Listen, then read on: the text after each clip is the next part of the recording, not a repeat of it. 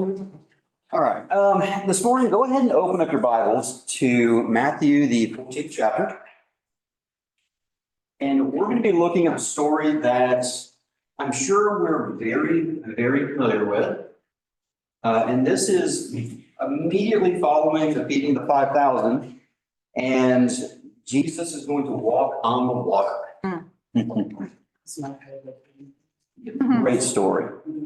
And if somebody would, when we get there, just if you got a good strong voice for me, read 22 through, let's go with through 33. Brother Jim is a good reader. Oh, Jamie, you've been volunteering. Yes. Are you ready now? Yeah, go ahead. Immediately, Jesus made the disciples get into a boat and go on ahead of him to the other side while he dismissed the crowd. After he had dismissed them, he went up on a mountainside by himself to pray. When evening came, he was there alone, but the boat was already a considerable distance from land, buffeted by the waves because the wind was against it. During the fourth watch of the night, Jesus went out to them, walking on the lake. When the disciples saw him walking on the lake, they were terrified. "It's a ghost," they said, and cried out in fear. But Jesus immediately said to them, "Take courage, it is I. Don't be afraid." "Lord, if it is you," Peter replied, "tell me to come to you on the water." "Come," he said. Then Peter got down out of the boat, walked on the water, and came towards Jesus. But when he saw the wind, he was afraid and began to sink. And he cried out, "Lord, save me." Immediately, Jesus reached out his hand and caught him. "You of little faith," he said, "why did you doubt?"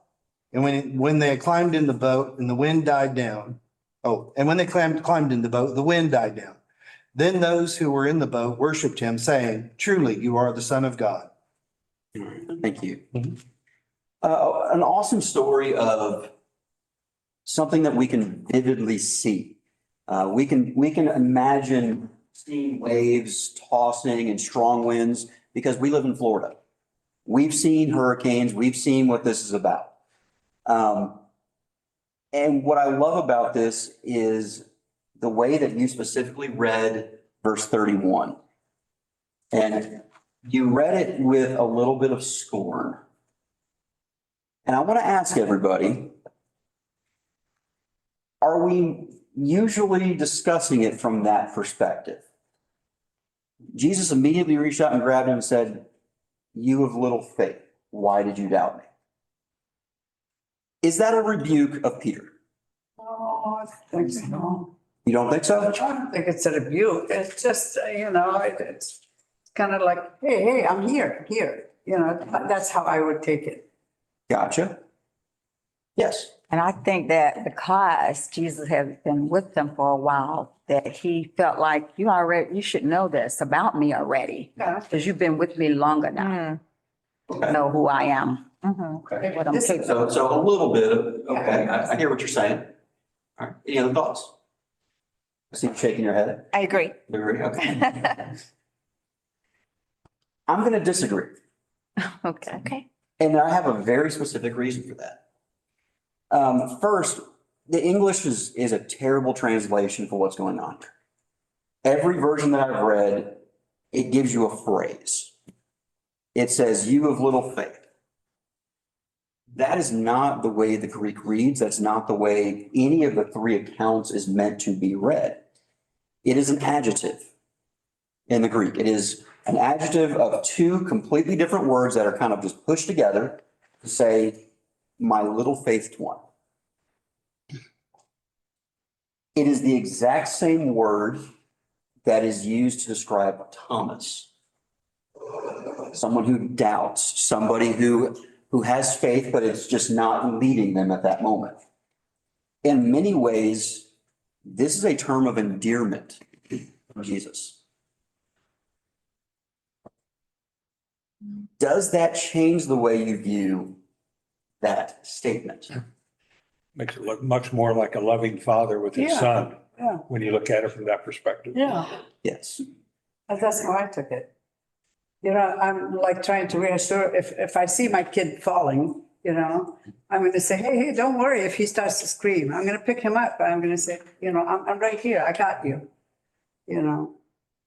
So that's how our Father would, like picks up his hand and, just like when you throw your kid up and he gets nervous, but yet he knows you're going to catch him. It's the same kind of type of. I'm much more worried about something else coming out, but that's, Oh, compassion. I'm sorry? I said he's showing a lot of compassion for him. Yeah, He is. Because I do not believe that Jesus criticizes Peter in this moment by saying, man, you just have such terrible, small faith. Mm. He's the only one that in the midst of a storm said, well, Jesus, if that's you, tell me to come on out here. True. I don't know any other person who walked on water, even if just briefly. If you see somebody, please let me know. I'd like to go see how they did it. And the second part of that, this is not the only place where it's just immediately before it. Every time that this is talked about, this story, we also see a chapter or two before it, the parable of the mustard seed. Now, we all know what a mustard seed is. Is there anybody who's never seen a mustard seed? I don't think I've ever seen one, but Mm. I'm picturing it's very small. Mhm. It is very small. I've seen little bottle of mustard seeds. They are very, very small, fine. It would not be difficult to ground up into a mustard powder. Let's just put it that way. The mustard seed is described by Jesus in Matthew chapter 13. He says, the kingdom of heaven is like a mustard seed planted in a field. It is the smallest of all seeds, but it becomes the largest of garden plants. It grows into a tree and birds come and make nests. He's really trying to drive home the point that it doesn't matter the starting place. It matters the ending place here. So what do we do with this idea of little faith? My first question is this. How do we talk about other people that we know have maybe not as much life experience as we do, maybe not as much time in the faith as we do? Do we say they have little faith, meaning I'm wanting to disciple them more towards where I have been and what I've gone through? Or do we talk about them as if they just have a lot to learn? How do you think we talk about those who are in a different place that we are? Traditionally. They've got a lot to learn. So the other part of that. Yeah. Why do you think that we take it from that opinion or that direction? I think a lot of it comes from your own strength and experience, just like with life. If you're a carpenter, it took you years of hitting your fingers or missing nails and all that before you really get good at it. When you see somebody brand new getting into that field, you're like, oh man, you got a long way to go. You're going to get there, but it's going to take a while. It's going to take a little extra resources that we have to spend on getting there. I'm not a carpenter, but I've been around it enough to know that's kind of our mentality. When I see a young Christian, I think, yeah, they're just on day one journey. Long way to go. How are they going to build their faith? Oh, wait a minute. That means I've got to invest my time into them to mentor them on. And I think that that's a great point. I have to see myself in that element. For me, many of you know, I go out and I sell windows and doors. I measure, I talk to customers, I drive around all day. There's a lot of components to what I do.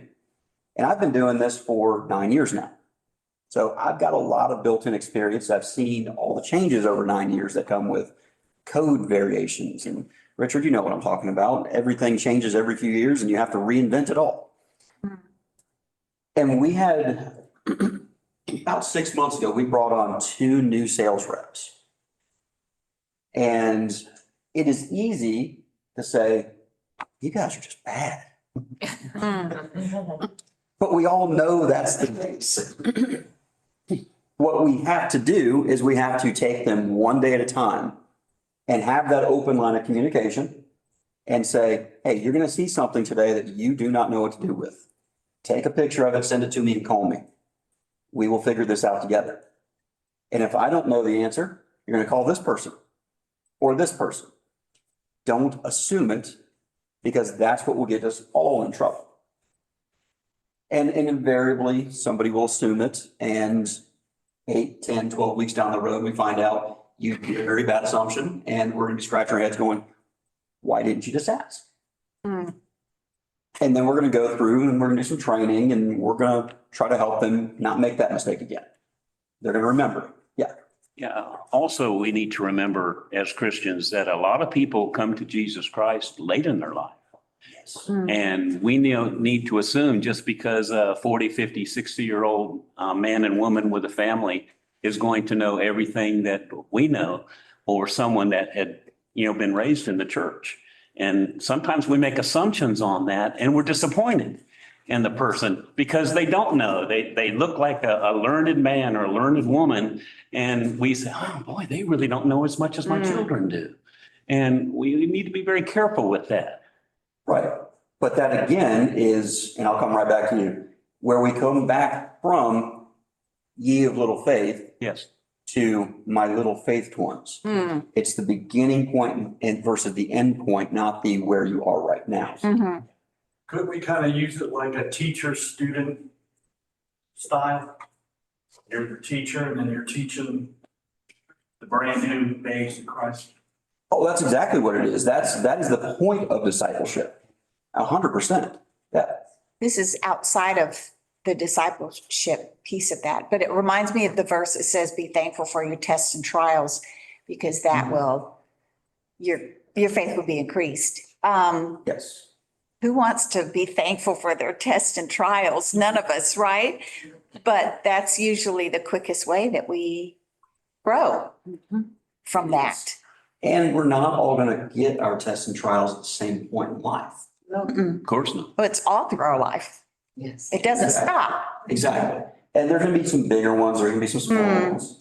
But the assumption is that we are all going to go through them at some point. Now, I can look back at my life and I can see specific times from early on, whereas some people may look back at their life and say, I can't see anything until I was 40. That's okay. You were brought to that point at a certain time, and you are going to learn the lessons that you are meant to learn in the proper time. Right. God's all about doing things in the proper timing.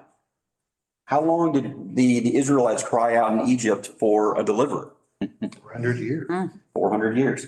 How long did they were they looking for a Messiah after the return, after they rebuilt the temple? We have an entire intertestamental period of a few hundred years. They are crying out, they want this. And God says, in my time. We're 2,000 years removed from Jesus raising from the dead, and I will come back quickly. Well, whose idea of quickly is this? Certainly isn't mine, but it's all about the proper time. In fact, we flip over to Romans chapter 12.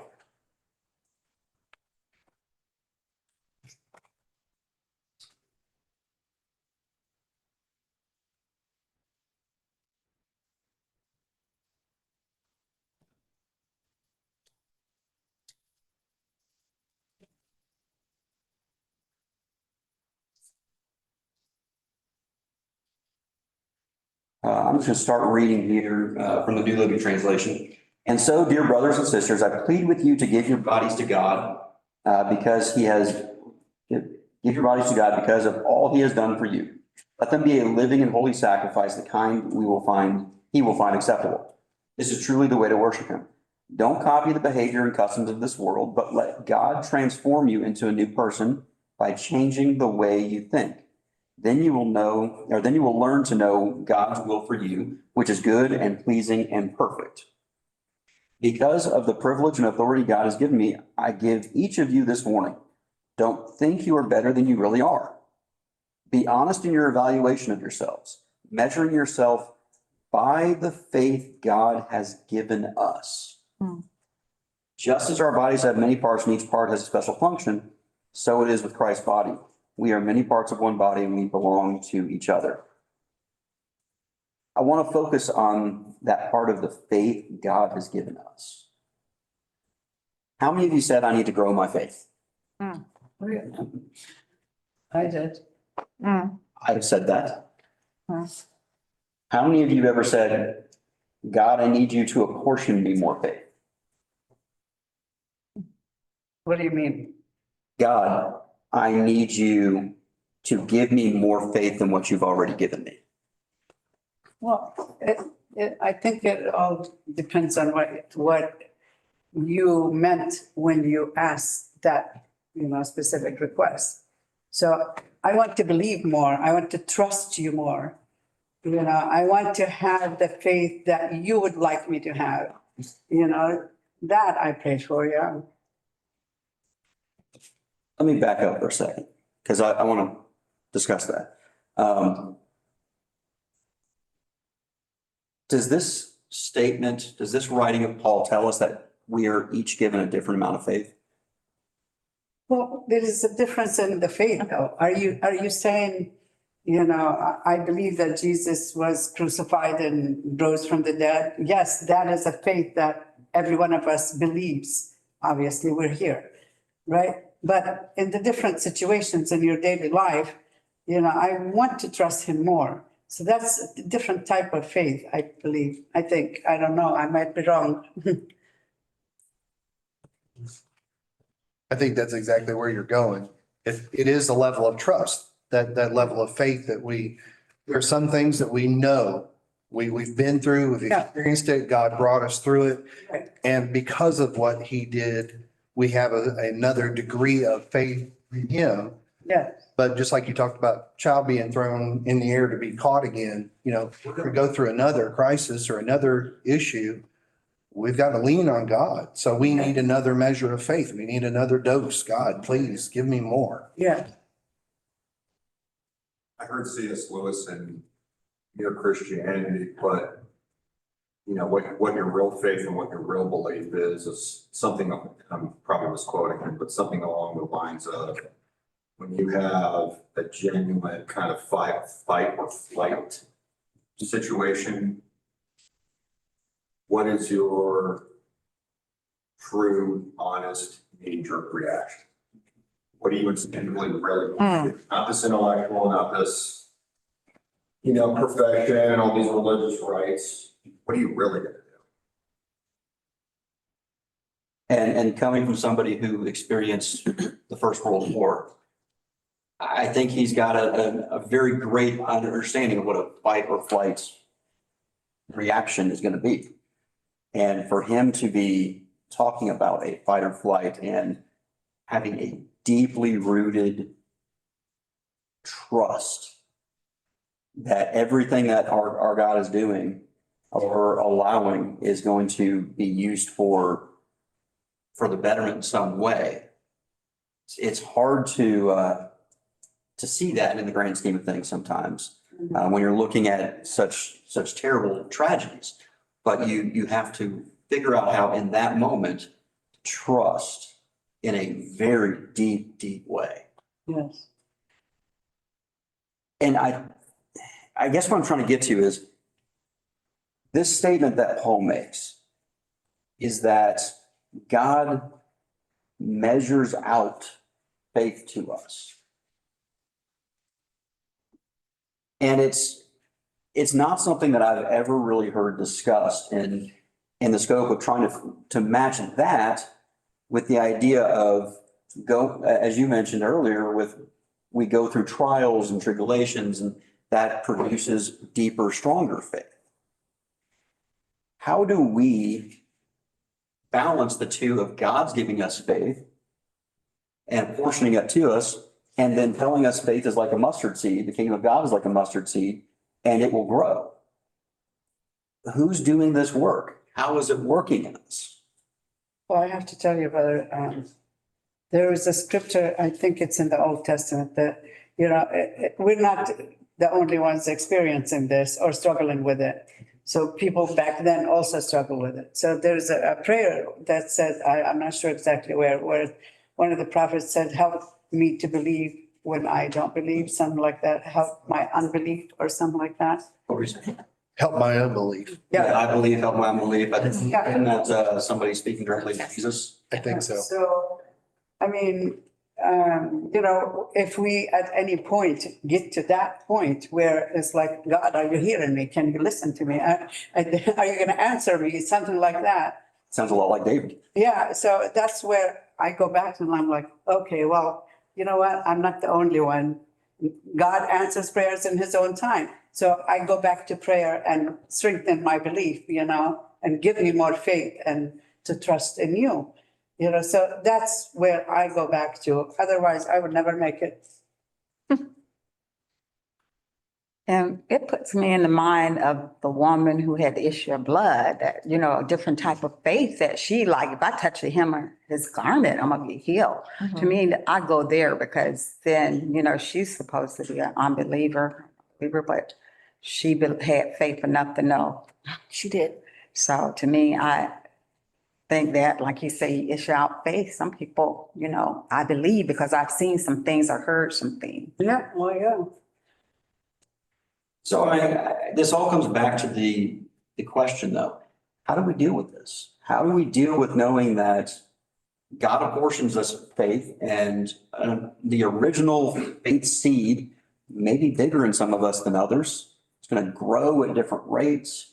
How do we deal with that in a modern setting? How do we deal with the fact that Tom may have a much deeper faith that's rooted in stronger than mine? And I want to get there, but I don't know how to get there. Well, that's when we turn to each other and we ask, you know, God first, of course, but we turn to each other for strength and support and prayer.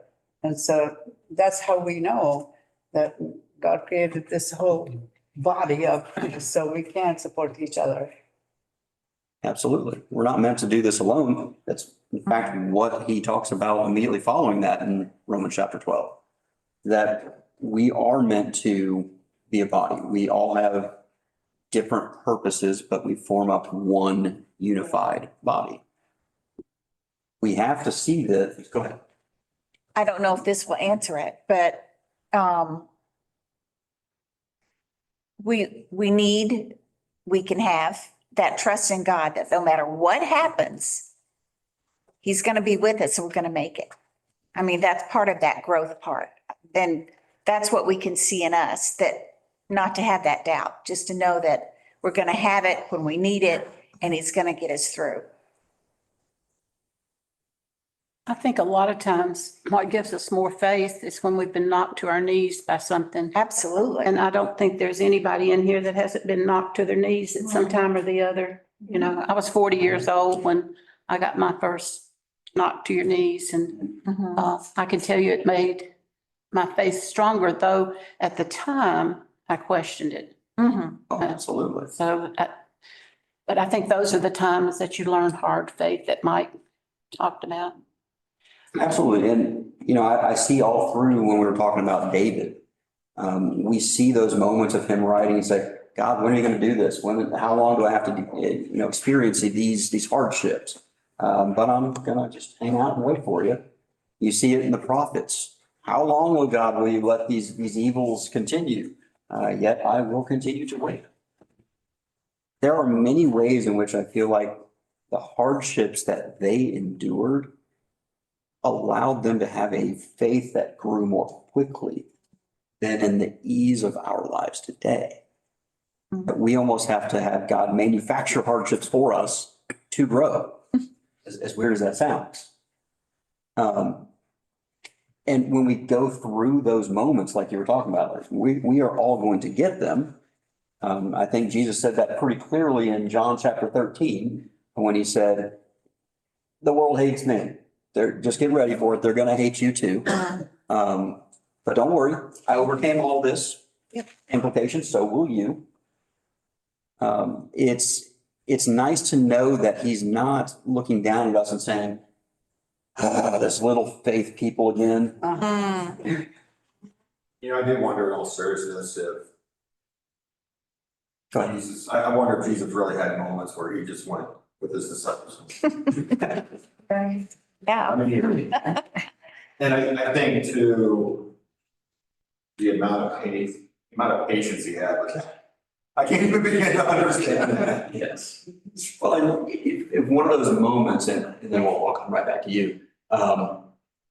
When he's in the garden and he's praying and they keep falling asleep, Mhm. he doesn't come and chastise them in a stern way. He's like, hey, stay awake, please. This is an important time. Pray with me. I know you're tired. Just come on. Let's do this. And in Deuteronomy, God was telling Moses that he wouldn't go to the promised land. He told him because he broke his faith. But in Hebrew, he commends him from having faith. So you just, if you do something bad, it doesn't mean you have no faith at all. Exactly. True.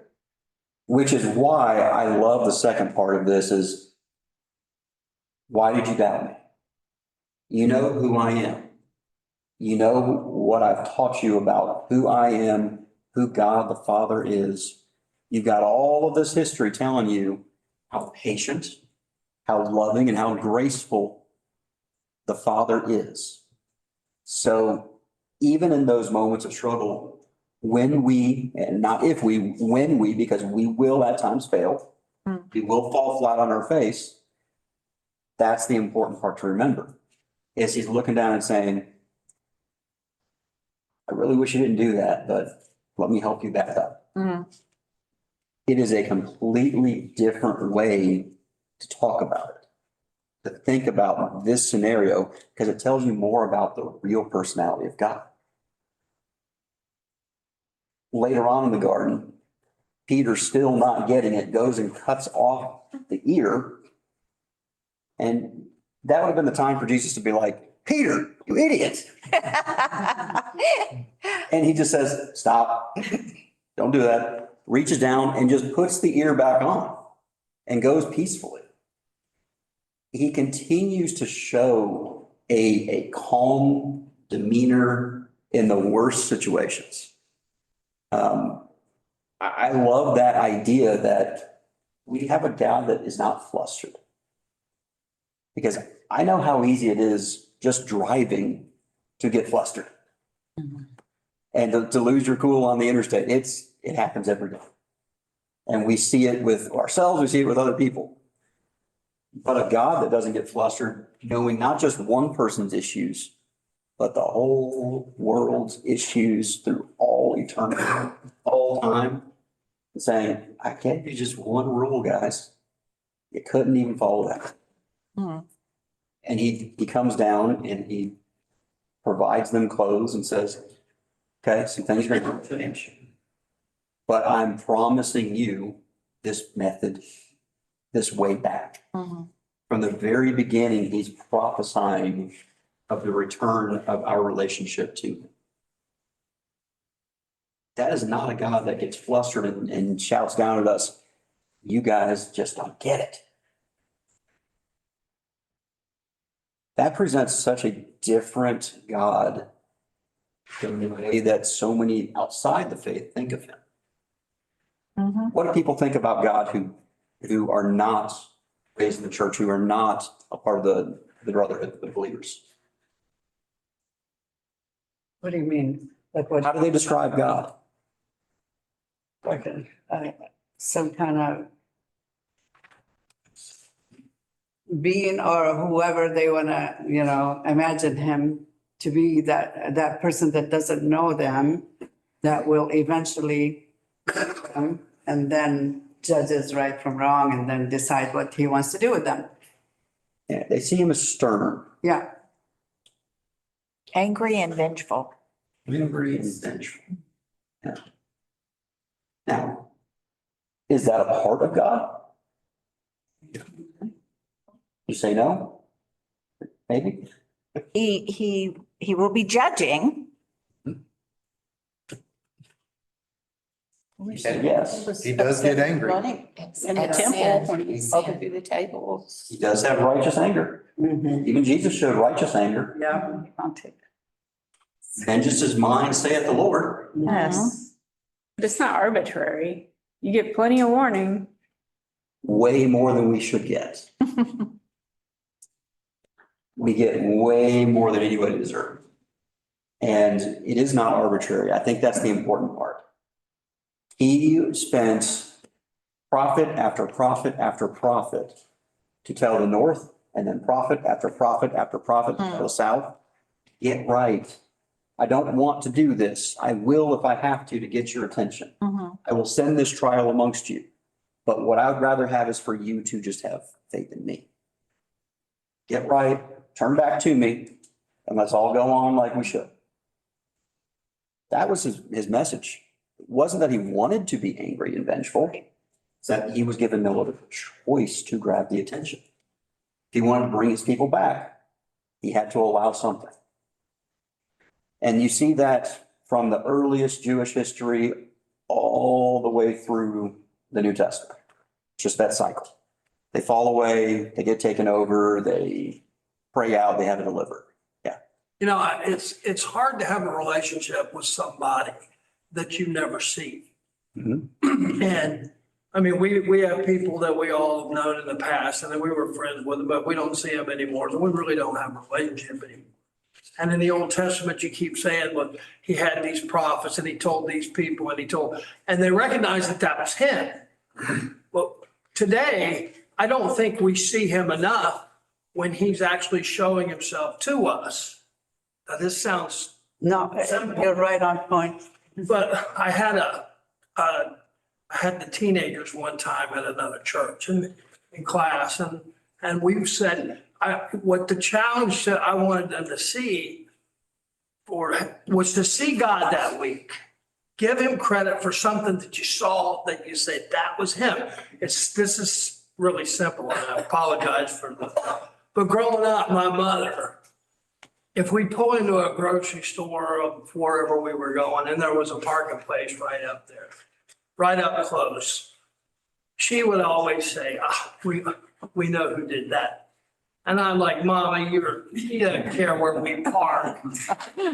But she gave him credit. Now, that might be super elementary, but I'm driving to church one day with my little bitty son and we didn't hit a light all the way. We were late. We were running late. We didn't hit a light the whole way. We pulled in, we're right on time. And he goes, you know who did that? And I said, shut up, Wyatt. You don't know what you're talking about. But with the teenagers, I asked them to do that. And the following week, one of them came in and she couldn't get into Sunday school fast enough. And you don't expect teenagers to want to get there, but she couldn't wait to get there to tell us she saw him this week. And she was late for the bus and the bus is never late. And she's 10 minutes past and she's standing there going, I have missed the bus. When the bus came around and here it was, and it was late. And she immediately, 7 a.m, thought, I know who did that. And I mean, I wanted to cry when she told me that, because here's a teenager sitting at the bus stop, 7 o'clock in the morning, and she's giving God credit for something that's silly. And I think that's a relationship that I wish I had more. And I try to see it. But personally, I'm like Paul. I'm like, not like that Paul. I'm the Paul that, you know, I know what I want to do, I don't do, and what I hate, I do. You know, what a wretched man I am. That's what gets me out of it sometimes is going, I see you. I just saw what you did. So.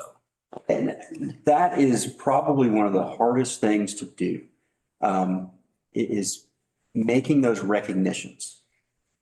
We go through in our small group every week and we start with that question. Where did you see Jesus this week? And, you know, there's times when everybody's got something to share and there's times when it's like crickets. I'm like, what did I specifically see? I had a disaster on Monday, a disaster on Tuesday, traffic was awful on Wednesday, there was a storm on Thursday, and I'm going through, I'm like, what did I see this week?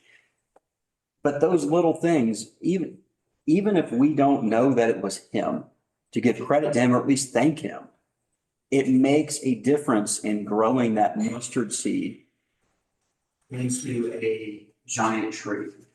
You cannot have the faith of some of the Hall of Faith chapter 11 in Hebrews without first going through those small moments of thanks God for doing this.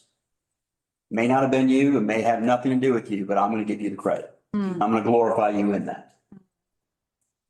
That is how we grow the faith. God gave us some amount. We would not be sitting here this morning if God did not give us some amount. But it is also incumbent upon us to feed faith. He will continue to grow it, but we must do our part in feeding the faith.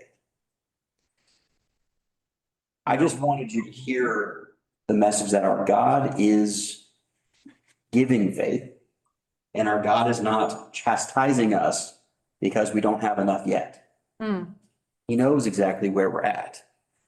He knows where he's brought us, and he knows where he is taking us. We grow differently. It's like watching your kids grow up. They don't grow at the same pace and in the same ways. And goodness knows anybody who's got multiple kids, they've seen it and they've been frustrated by it. Do you think Peter acted on his faith when he got out of that boat, started walking on? Yes. I think that's what we can learn from this also. We need to act on our faith. And Hebrews 11 is full of people that acted on their faith and they're commended for it. But we have Jesus Christ today. We know we have him. We know we have the Holy Spirit, but we need to act on what we know and what we've learned and what we've seen and the trial that we're going through. Once we start acting on that, then we will increase. Absolutely. Absolutely. We continue to recognize, we continue to act on it and do those things that he's providing for us to do and pick ourselves up when we fail. And we will continue to see that faith deepen. We will see the roots spread. We will see the church grow because of that. Not the local church, the universal church, the kingdom.